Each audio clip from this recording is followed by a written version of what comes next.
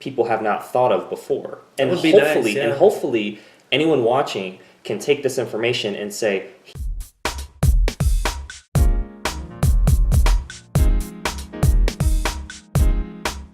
with regards to what Jordan Peterson said about game planning, Simon Sinek, entitlement versus, impatient is what he believes in millennials, or the dopamine, for social media or technology addicts, Yeah, the cynic one kind of resonates a little bit more, I guess. The whole impatience, impatience versus entitlement. I don't think it matters what you call it. I mean, he's Okay. right. He was just using the politically correct version, I guess. He didn't want to offend anybody or hurt feelings. Oh, okay. You can call it entitlement. You can call it impatience. That's big now, It's- right? Political correctness. Yes. Oh gosh, two fantastic words they put together that just did wonders to the culture. I mean, we are winning even more because of political correctness.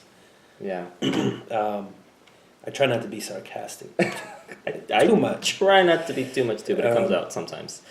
but it is impatience. Of course, it's impatience. We're extremely impatient in general. It's not just the millennials. Yeah, I was about the to say millennials that. get all the heat for it. Right. Whenever I hear people talk about how awful millennials are, all these mistakes or misbehaving, I always say, "You gonna talk about who's raising them? Mm. But then Do you you have think to it was just a coincidence that they just popped into thin air and But then you have to Versus- ask who raised them, yeah? and then who raised them. You do. It's just a It- pendulum that goes back and forth, right? Are we breaking cycles or are we repeating cycles? Right. But we do what we We're know trying to break them, but in trying to break them, we're just repeating them. because we do what we know. Yeah, we do. We're creatures of habit. Yeah. Right? So unless we get some outside intervention, book, workshop, seminar, mentor, significant other, bestie, BFF, whatever you want to call it, that has a positive and I would say a growth-inducing influence on us, Yeah. then we're not going to change. We're just going to keep doing Well, what we're doing.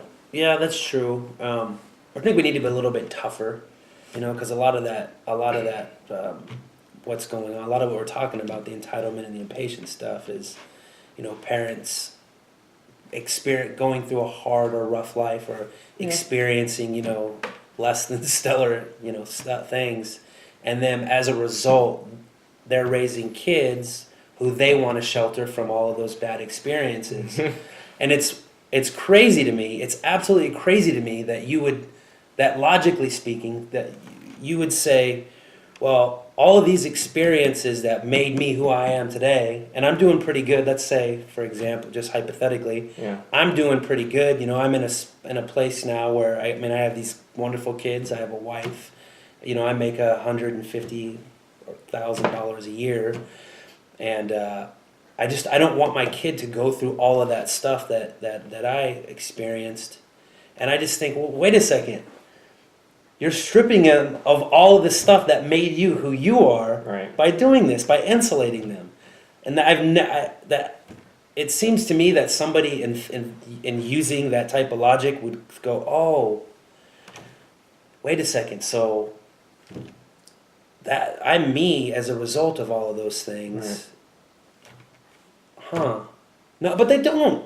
They No. don't. It's insulation. I don't want them to go through any of that any of those bad things. Well, and the bad things make you appreciate the good things. Yeah, I would and- say. and that too, It and adds that. contrast, right? Whenever you have a bad day, it sucks. I'll be honest, I've had bad days. But those You're bad going days to have a lot of them. Yeah, of course. But those bad days make me appreciate the good days. That's I mean, it. I can relate that to my work experiences with my previous employer. And there were so many bad days. I had bad skin, super bad acne, and I was just like, and every day I get to today, now that I've left them, it's been 4 years, over 4 years. I get to set my own schedule, work my own hours, be my own boss, help a lot of people. And for me, and I have the clearest skin I've ever had. My stress levels are managed. They used to be here, now they're like down here. It's just like I appreciate what I have so much more. Like now it's about just trying to how to maintain quality of life or help other people if they see my lifestyle and want it. Right? I only help people that want to be helped when they want to be helped. Sure. And I will go back to what Gary Vee said as related to kind of that entitlement and that insulation that you were talking about. And I think Simon Sinek might have mentioned something about it too. But These are all hot button topics. yeah, but it's basically why are we giving 8th place trophies to children? Wild. you know, like, or seventh place or whatever place, sixth place.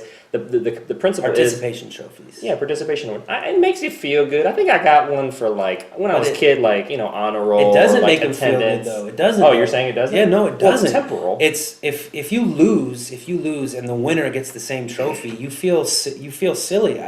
Generally speaking, I mean, I know that whenever I've been given something that somebody else earned, and the same thing, I don't feel good. I mean, there may be an instant like I got something, you know, but Yeah.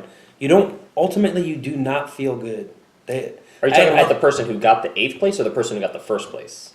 the 8th place? First place knows that he won or she won. I don't really think They're getting recognition still. Yes, I mean, it does. It It devalues yeah, it. Yeah, it exactly. definitely does. I mean, Yeah. I actually think that I think that it was a Peterson talk, and I think that he talked about a study being done on the loser or the last place in a participation trophy scenario, Yeah. and I think that they said that it's a net negative overall for just the sample size that was done. Yeah. I don't know if they said that there was a study, but I read, or what I listened to rather, it said that it's not a good thing. They don't respond well to that. Yeah. It actually doesn't accomplish what they wanted, what people thought that it was going to accomplish. It Yeah. makes it worse. I could see that. I mean, whenever you work hard for something, it's kind of like company culture. Like, if there's a few bad apples that are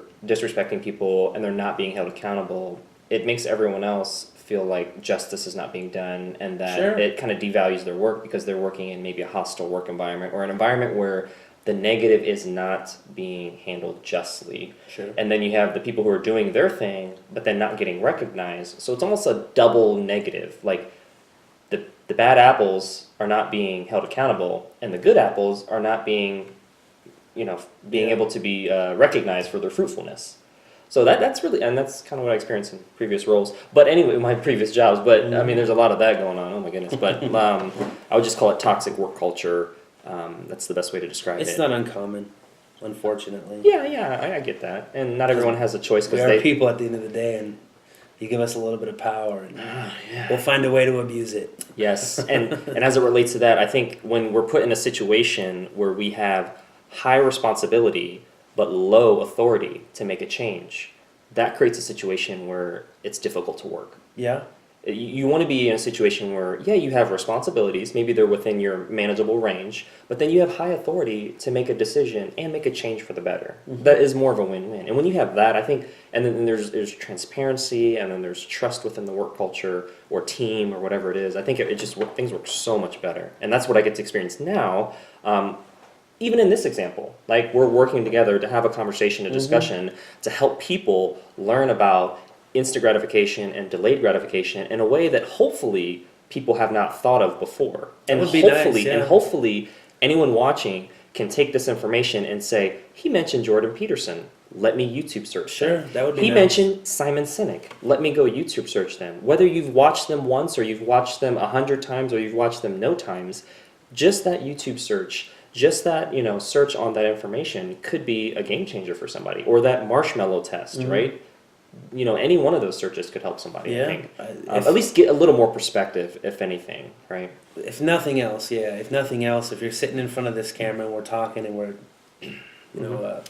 conveying it to people on social media or on YouTube, whatever it is. Yeah. The worst case scenario would be for them to say that I'm ugly. That would hurt. I'll get over it. But best case scenario would be somebody got something that they didn't otherwise know. That would be Right. If we could accomplish at least that much, that Yeah. would be. I'd say this is a pretty effective opportunity. But Definitely.